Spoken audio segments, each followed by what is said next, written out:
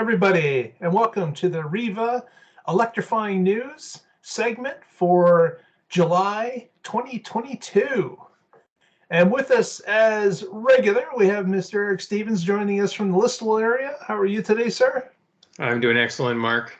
Fantastic. Excellent. Very good, very good. Enjoying the weather, I hope, as we all are? Absolutely. Yes, it's been really nice. And our other colleague, Ian Graham, is not with us tonight because I have a feeling he's enjoying the weather at his cottage up north. So kudos to you, Ian. Hope you're having a good time. Yeah, enjoying a solar boat. That's right. Out in the Model P, the model pontoon, floating along. So on renewable energy, which is unbelievable. But we'll look forward to you enjoying this for next time. But in today's news, we thought we'd go through a number of picks that Eric and I have combined for this evening. And I guess we'll start with the slideshow. And we'll just start the slideshow now. Eric, are you seeing the big picture? Yes, sir. All right, this is your first story, so go right ahead. Yeah, so this is an interesting little story. I guess for quite some time now, there have been a few different organizations that have been trying to harness the massive tidal power from the Bay of Fundy between Nova Scotia and New Brunswick. There's a, as many people know, there's a massive tidal change there where the water levels rise and fall every single day. And for a long time, they've been trying different experiments and trying different techniques on how to potentially harness this, massive shift of water that could be used to make energy. And for a while, they were trying experiments like putting turbines on the floor of the Bay of Fundy and stuff like that as well too. But the flow of water is so massive that it was, causing damage, and it was very difficult to harness. So what happened is this Scottish firm has come out with an idea of a floating platform that harnesses the tidal. So they put turbines in the water, and as the water levels rise and fall going in and out of the bay, they can make power both ways with this floating device. And so far, this pilot project seems to be going pretty well. The province of Nova Scotia has allocated so far 30 megawatts in demonstration permits. But it's believed that the Bay of Fundy could easily provide up to 2,500 megawatts of clean, predictable energy. And that's 2,500 megawatts is a lot. That's almost pretty much enough to power all of Nova Scotia. So it would be a great step in the right direction for constant renewable energy. Yeah, definitely. That's quite a bit from 30, which is the demonstration, up to 2,500. Mm-hmm. This appears to have two arms, or one large arm separated by a central piece. Is that what I'm seeing here in this photo? Yeah, well, basically it's like a boat with a couple arms, and it has multiple turbines underneath of it. Okay, so the turbines are under the red colored boat, or you can see it looks like there's about 6 turbines. So they're those little white and red okay, arms that go into the water.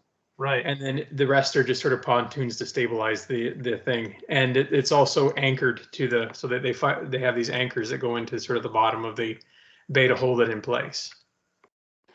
Yeah, and they were saying in the article that this is what they would call a completely predictable amount of energy, because they know that the tides are flowing in and out of the Bay of Fundy on a certain frequency.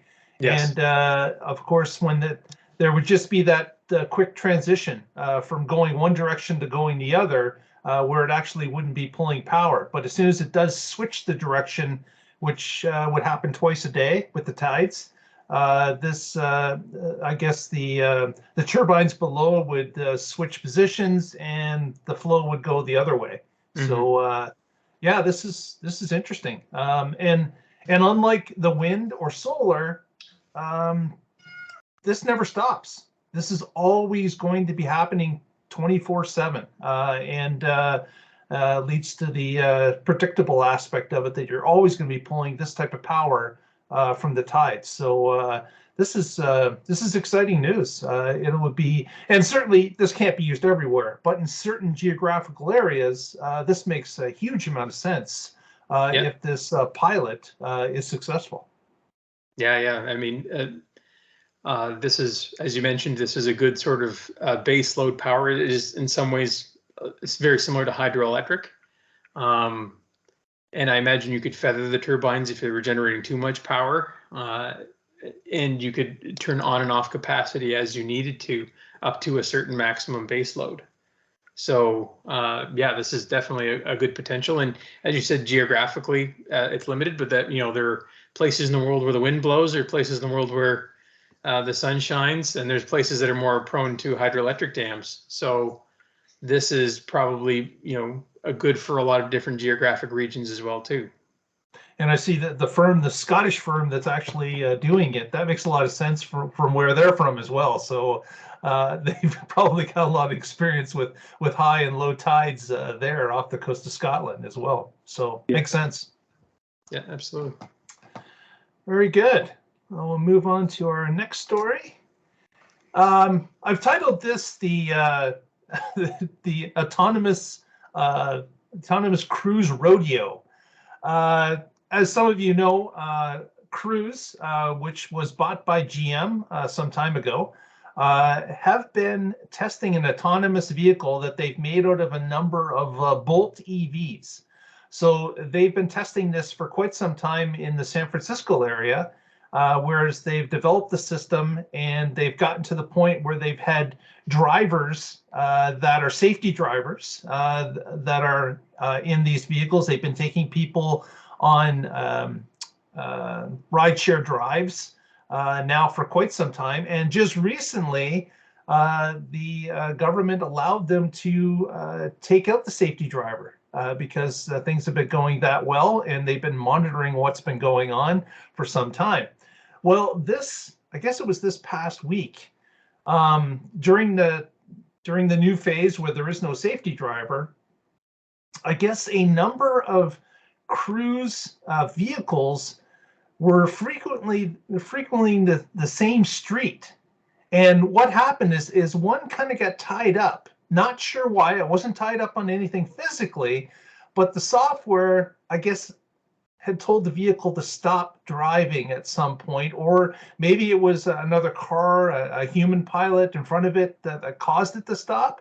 But another Cruise came up behind it, and it stopped as well. And this actually rolled out into a full-blown traffic jam, as these autonomous vehicles had experienced some sort of a software glitch that was telling their computer brain to stop. And they started to clog up this road. Eventually, they got almost a dozen vehicles that got into this log jam on this San Francisco street. As you can see, it was at night.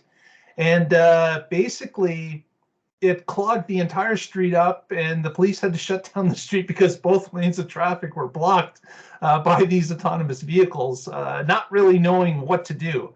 Engineers had to go out to the site and disable the system and physically drive them off to the side of the road so that they could end the program and get traffic flowing again on this street for everyone else.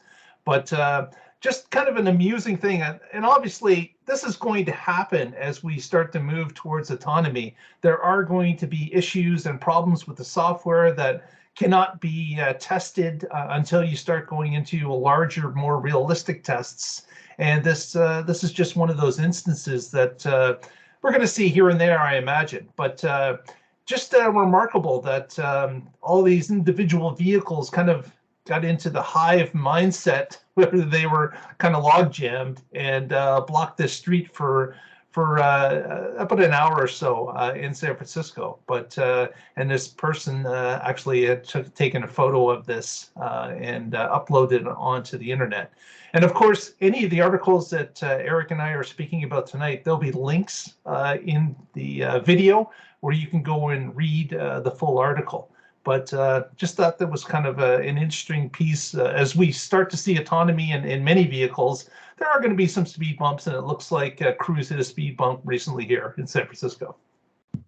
Yeah, I think the whole problem here, Mark, is that the cars are just way too polite. You know, they just walked up and said, "You go first." No, you go first. No, you go first. You go first. Yes. Yeah. So.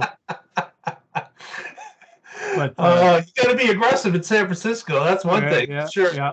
Or you're not getting anywhere. They had maybe far too many Canadian programmers on their team or something. But yeah, but the stuff that Cruise has been doing is absolutely phenomenal. If you ever watch some of their videos that show their real times and what the cars actually see and stuff like that, it's absolutely phenomenal what these cars do right now today. And they're actually doing, I believe now they're doing paid driverless taxi runs now too. So they're actually taking passengers and they're actually driving people around for them. But obviously here, this is probably a situation where one car was blocking another autonomous car and they both were being overly cautious, and the code had them both overly cautious, and they both probably didn't move, and then that just caused a cascade effect. Yeah, and the others just came in behind and just, oh, this is regular traffic. We got to slow down too and stop. Yep. So, yep. Kind of a cool thing, but yeah, we'll see this happen, I'm sure, with some other groups as this starts to move forward. Some of these unique situations will appear. Yeah, that's why huge amounts of testing is required, and you're going to find lots of little scenarios and situations that always pop up that engineers don't always think about. And when they pop up, that's why they do the testing like this, to find those situations and put some work into address and fix them. Exactly. Next, Eric's got a story almost local about Windsor. Yes. So, well, in the past, we've reported on the fact that Windsor is getting a large battery factory, the joint factory between Stellantis and LG Energy Solutions. Well, as it turns out, the assembly plant that Windsor has there is also going to be building an electric vehicle that corresponds with that battery factory. So they're going to be building what's called the Stla large platform that Stellantis has come out with. So this is going to be underpin a lot of their larger vehicles, so large crossovers, large sedans, stuff like that. The Stla platform ranges a wide variety of vehicles, and they have sort of a small, medium, and large. Small is like your European small, your Fiat 500 size vehicles, and even smaller than that. And then your medium gets into your more mid-sized vehicles, and the Stla large is your big vehicles. So this is going to be probably like an electric Dodge Durango or sort of a electric Jeep Grand Cherokee.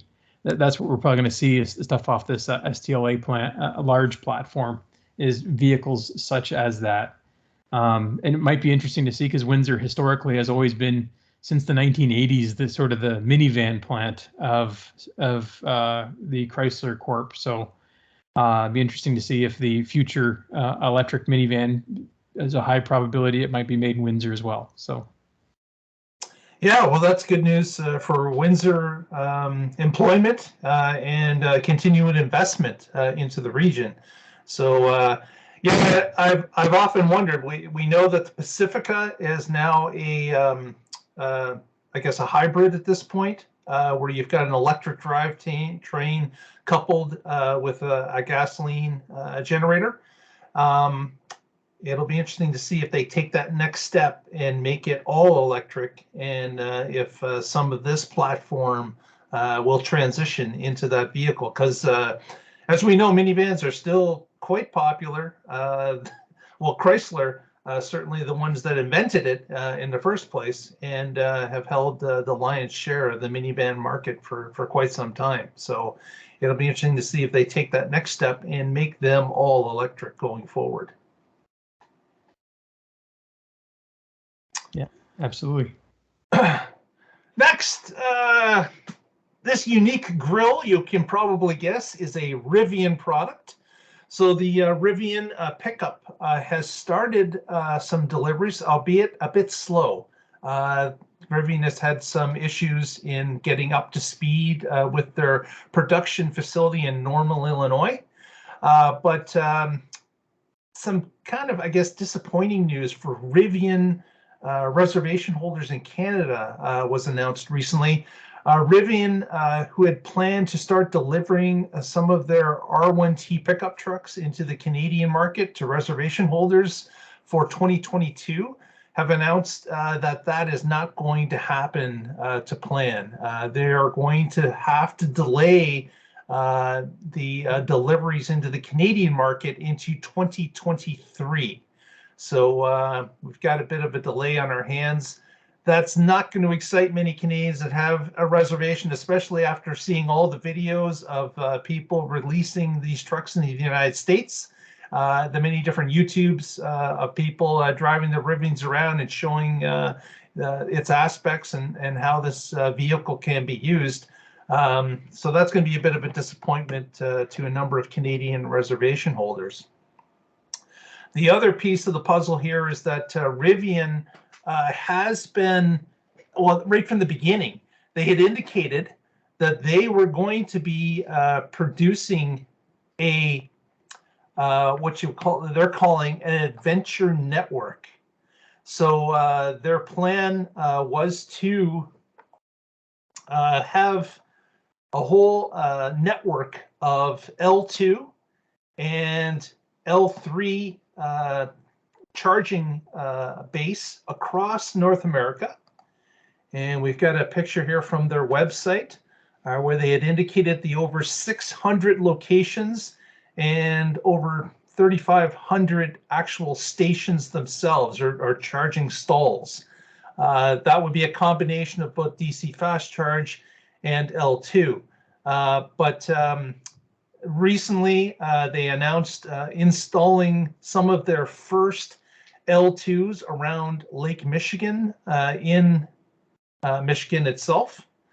And they also announced the installation of some DC fast chargers in both Colorado, Denver area, as well as California. But unfortunately, they went to their website and took off the sites would be installed by the end of 2023, which you see here in the photo. This was taken a snapshot before they removed the website.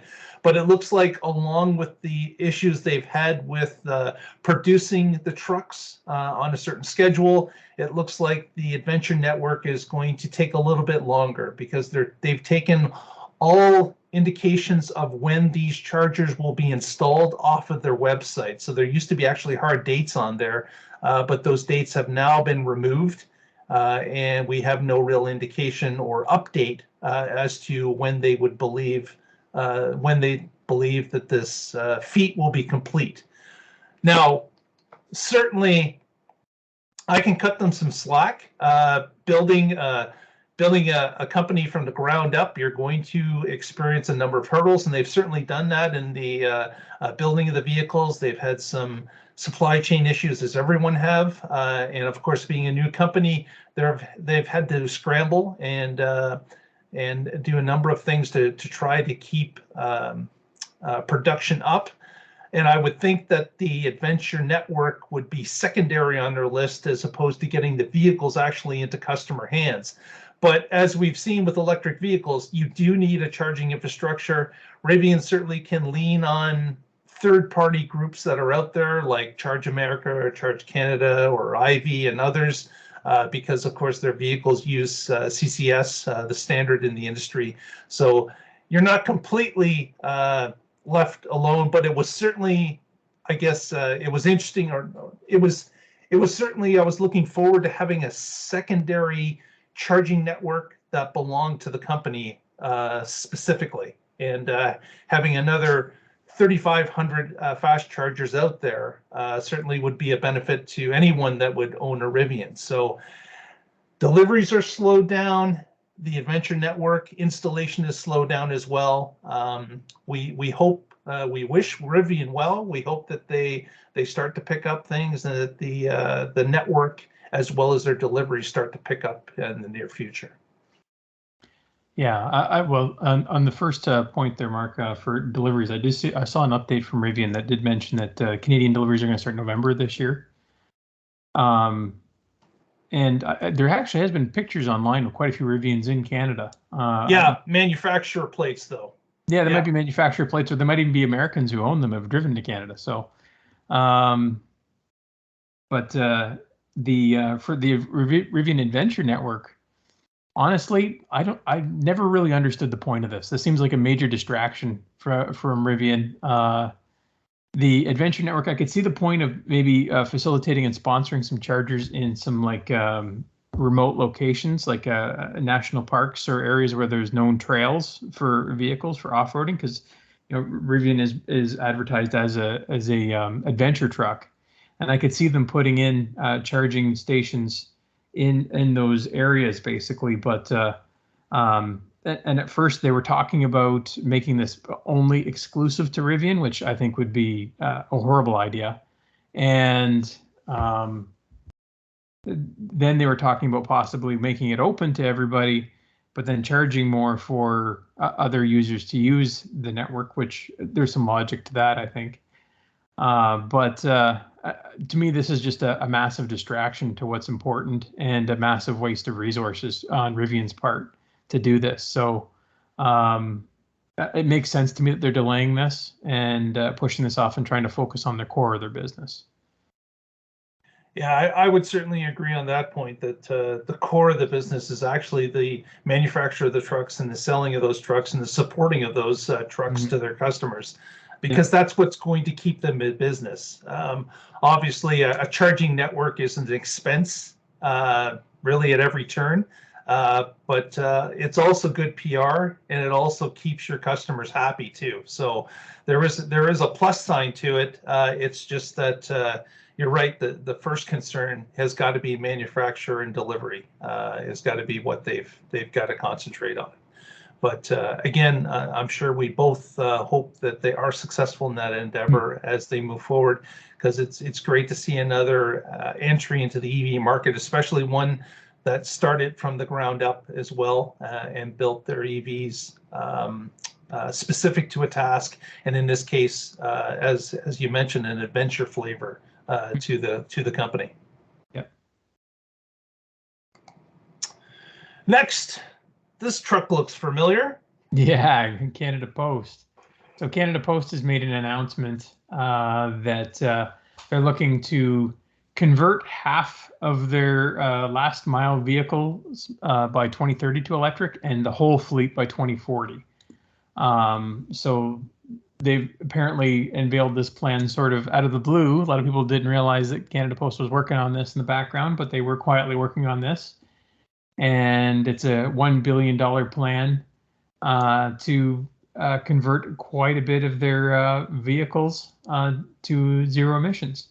And I think a lot of people were critical of Canada Post for a long time. They were hearing plans of the U.S. Post Service doing this and many other post services doing this.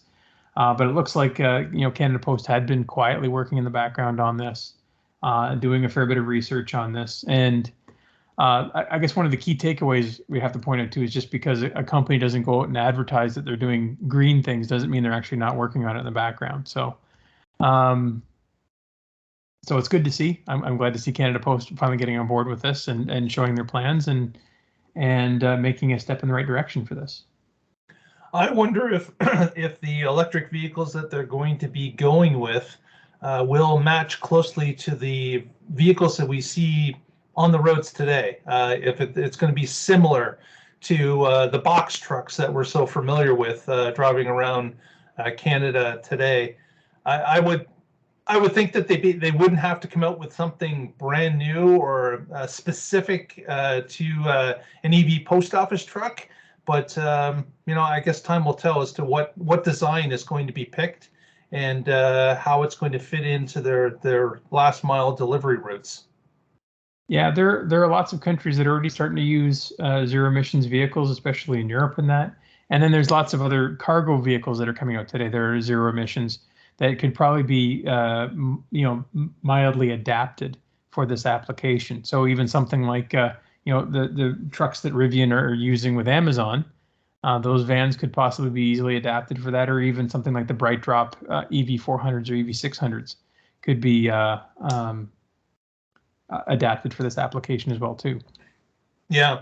Although Canada Post vehicles are typically a little bit smaller, right, for residential neighborhoods type thing. Maybe even the Ford e-Transit vehicle might be of interest. That is true. Yeah. Yeah. Good point. So they're going to electrify half the fleet by, what was the date? Was it 2030? Yeah, 2030 is half their fleet, and then their entire fleet by 2040. Well, that's a large goal. Actually, it's quite a bit to chew off at the beginning, because obviously you have to be confident if you're going to go with half the fleet that this is the solution for you before you even begin. So this will be interesting to see the transition as it happens. Yeah, they have apparently 14,000 of these vehicles that need to transition. So 7,000 in the next 8 years that's aggressive. Yep. So we'll have to see if some new parcel delivery vehicles show up, and definitely we'll be taking some pictures of what's on the roads as those EVs hit the streets. Very good. Now, we spoke about this a couple of episodes ago. This is a new DC fast charger that has been placed at a Couche. I can't get this name correct. Couche-Tard out of Quebec. Yeah. So this, of course, is the largest convenience store operator in the world, which is based out of Quebec. We used to have, well, I guess they're still here. Circle K is here. Used to be Winx here in Southern Ontario. And if you look real close on the, actually on the units, there's a little Winx figure still. So they're using the Winx owl that was familiar here in Kitchener area. And they have opened their first DC fast charge at a Canadian convenience store. So a lucky community in Quebec was afforded the first fast charge for this group, and they are going to be installing up to 700 of these fast charger locations throughout the US and Canada. A few months ago, the first charger was at their store in North America was installed at a location in South Carolina. So this is just adding to the rollout. And of course, this is the first Canadian station that they've opened up, and again, in the province of Quebec. So hats off to them. Again, this seems to be a great win, as long as the location is, close to, I guess, the infrastructure of highways and such where people are traveling. And there's no problem having them in the inner city or on the suburbs as well, as long as they're high traffic areas. We would like to see more and more DC fast chargers that are in place on Canadian roads that allow people to travel longer distances and link up other regions or other cities on their travels. So hopefully they're building these with that in mind. And of course, having it connected to the convenience store gives people the chance to visit a washroom, grab a drink, grab something to eat, maybe connect to Wi-Fi, do a little work as they wait the 20 or 30 minutes until their car is fully charged and ready to move on to the next stop. Yeah, this is another great development. There are chargers that they use today that are very common in Europe, especially in Norway. They have some great, wonderful charging sites, generally well maintained, well serviced, and usually their convenience stores are also, at least in Norway, are very nice and well equipped as well too for this type of thing. So I hope to see some of that model come over here to North America and take some of the learnings that they've learned over there and apply it to here as well too. Looking at this first site here in Quebec, this one's located just on the other side of Quebec City, off of Route 138, heading out along the St. Lawrence River. So it is a pretty common route as you're heading out of Quebec City. So yeah, I look forward to more of these sites coming in, and hopefully we see some more locally here in Southern Ontario as well too. And you've noticed, of course, that this picture of the actual site, it's kind of off to the side. They've taken up part of the parking lot, obviously, to the edge of the property. But the ones that we've seen in some of the glossy photos from Europe, where they actually have things under a canopy, and it almost looks like gas pump islands that have been completely replaced by charging pedestals. Here in Canada, and the pictures that came in from South Carolina look similar to this as well. They haven't quite got that style going on here. So obviously they're kind of hedging their bets a little bit as to what space the EV chargers are going to be using up. But hopefully, as more and more EVs come onto the road, it's going to become a primary part of their business, and it may change how they actually place them at stations in the future. Yeah, absolutely. It'd be good to see sites that are able to handle things like full pull-through parking, like some of the traditional gas pumps and some of the sites we see in Europe. So. Exactly. So we'll have to see when the first Ontario one shows up. So that'll be next on our radar. And Eric's got the story about this smiling guy. Yeah. There wasn't much of a photo to pull from this article. Yeah. So I saw a post here that, the Canadian Minister of Innovation, Francois Philippe Champagne, he's in Japan right now, and he's talking with Japanese automakers, and he's really pushing to say, hey, Canada is a great place for hedging if you're looking for EV resources and places to go to. Canada is a safe and secure place to do business. One of the big challenges today is, especially after the pandemic, is a global supply chain insecurity and stuff like that. And now a lot of companies today, before it used to be about chasing the almighty bottom dollar everywhere you go. But now a lot of the risk equations are starting to change in companies. They're sitting there going, well, if we pay just a little bit more, we can do business in a lot safer of a country and have a safe and secure supply chain for these businesses. And that's sort of how Canada's pitching it today. Is it like, yeah, okay, maybe we're not as cheap as some of these other countries, but we're still very profitable, still very competitive, but we're also safe and have a good supply chain and secure supply chain. And we can do so in a environmentally conscious manner as well, too. Yeah, and that's a big plus for Ontario and the other provinces, certainly with our mineral content and our experience in mining. Is they not only is it safe and secure, but we have the experience and we have the resources and have had them forever. So inviting other countries to purchase this stuff here just makes complete sense. Places like Sudbury, for example, here in Ontario, has experienced booms and busts based on what mineral requirements the world is after at any given time. This looks like another boom segment where the demand for EVs is going to push up nickel content requirements, cobalt, lithium are all things that can be mined locally here in Northern Ontario. So yeah, it makes perfect sense, and I'm glad to see that the Canadian government is pushing this information out to the world, our other G7 partners and others that are looking for these type of resources. Ontario and Quebec should come to mind automatically when these countries are looking for partners to trade with.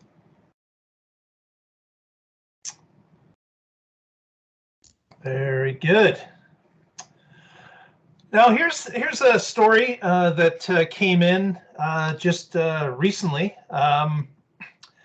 This is a story about a Quebec, I guess it's a trade association or an association, electric vehicle association.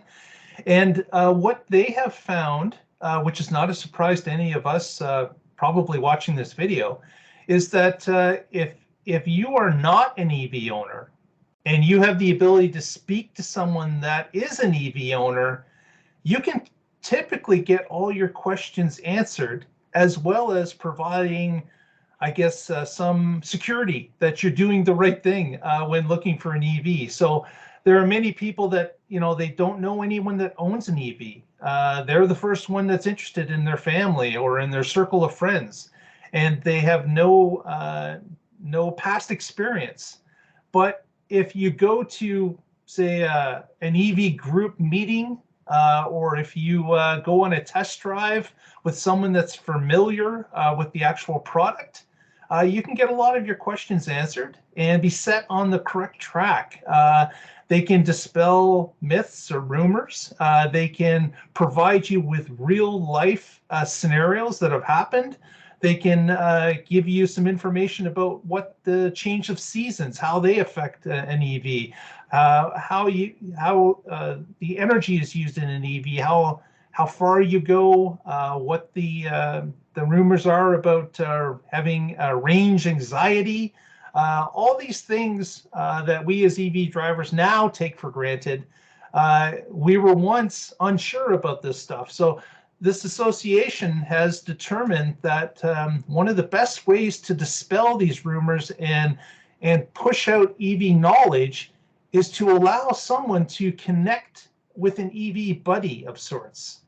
So what the website in Quebec has done here is they've allowed a person who's interested to connect with someone that actually owns the car that this person is interested in purchasing or learning more about. And this EV buddy can get together with this person on the phone. They can meet in person. Typically, they try to match up people that are close geographically, and they can go through.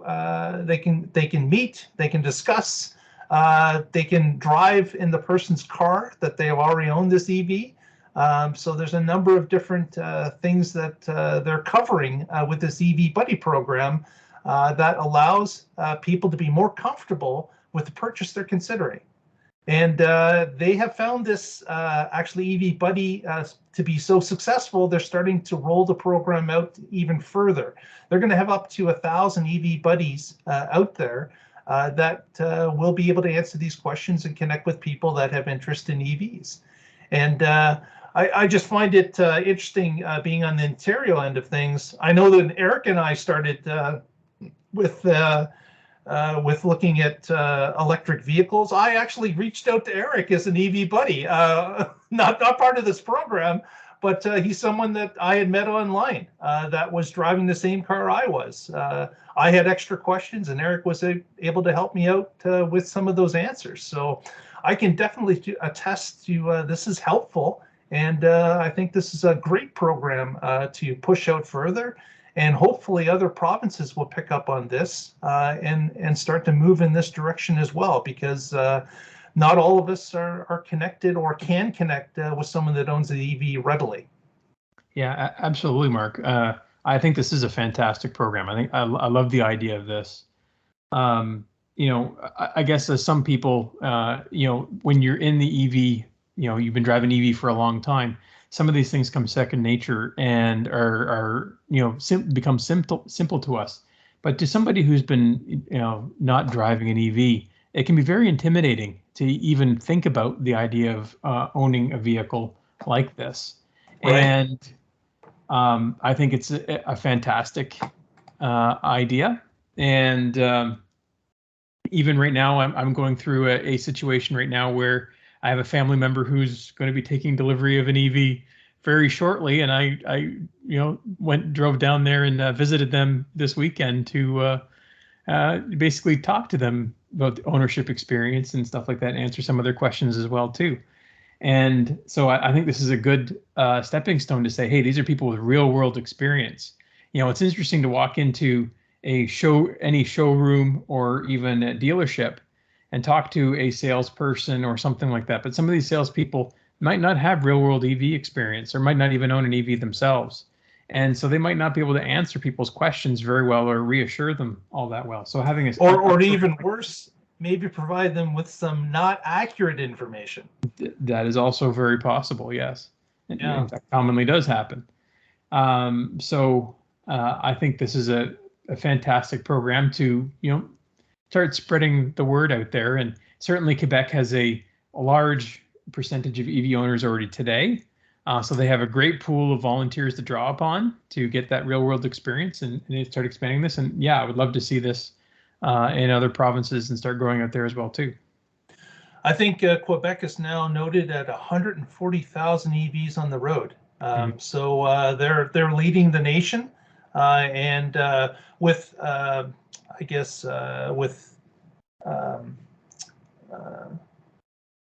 aspects that we've just discussed here, they'll be able to push this out even further because they're reaching out proactively to the population that has no connection to EVs now. So programs like this, along with other educational things, shows, and different, the dealers starting to get on board, starting to push further. But again, that connection where you're able to speak to someone that has experience, I think, is invaluable. That would be number one in my book when reaching out. If you could actually speak to someone that has experience with the car you're after, and you could get some of those questions in your mind answered quickly that you're most concerned about, would allow you to set your mind at ease and actually discuss further with your family or your partner as to whether or not you're going to want to move forward or get further into the purchase of an EV. Yeah, absolutely. Yeah. So that's kind of interesting. Also in the same article, there's a second half of it. And friend of the show, Tim Burrows from the EV Society is listed. He is interviewed, and they talk a little bit about the EV Society and how they have been educating the population here in Ontario through their video and webinars that they have been putting on. Since, of course, the pandemic struck a couple of years ago, they got into a video format, and they found that it's been greatly successful, where people can come on at any time to watch the next topic that they have about EVs. And it's really caught on to the fact that even when we get back to face-to-face meetings, they're going to continue doing the videos as well, rolling them out monthly, because it's been such a popular option for people to take whenever they have time to. Yeah, it's a great way to reach out, get certain experts in front of a very large audience. Not everybody lives in certain areas that can go to these types of events, so you can reach people all across Ontario and even outside of Ontario with these types of events. So exactly, I think one of their largest ones when they secured the guest of Jeff Don from Dalhousie University in Nova Scotia, and they had an actual international audience for that particular video series. So definitely, and we look forward to more of them as they get published. Actually, I think they're putting one on tonight, but we advertised that recently. Yeah. Yes. Yeah. So we look forward to more as time goes along. Well, with that, I think we will wrap up tonight's discussion, tonight's talk, and I want to thank Eric for joining us and providing some news stories and some discussion. I want to thank you, the viewing audience, for coming in and watching us, whether you're watching us morning, noon, or night. Appreciate that. Please press that like button, press subscribe if you haven't already, and that will help push this news feed out to others as well. Doesn't cost anything, and it helps out the channel, so we would really appreciate that. Well, I guess, Eric, any parting words this evening? Any shout outs? Any parting words? No, I just, it was a little bit tough picking the stories for tonight because there's quite a bit of new information coming out as well too. It's nice seeing, lots of news coming out and lots of information, there's a lot of new vehicles hitting the market now, seeing a lot of stories coming out about, like the Genesis GV60, the Ford F-150 Lightning, the Cadillac Lyriq. There's so many different EVs now starting to hit the market, and we're seeing a lot more announcements about supply chain and infrastructure going and putting pieces into place. So things are happening in the world to start mass manufacturing these EVs in the next couple of years. So I think it's going to be ever exciting, and I'm happy to see this start to play out. Very good. I wanted to give a shout out to Ken Bocour, who's actually putting on an EV event this Saturday, July 9th in Caledon, Ontario. all-day event, and as Eric mentioned about the Cadillac Lyric, it will be making one of its early Canadian debuts at this event. So between 9 and 3, I believe. So if you're in the Caledon or GTA area, look up the social media feeds, and you can find the address as to where this is being held. And we will see you out there on Saturday. With that, thanks again for everyone for watching, and tune in next time when we get another amount of electrifying news to share with you. And we say good night, good evening, good morning, whatever time, and thanks once again. See you, everyone. Good night.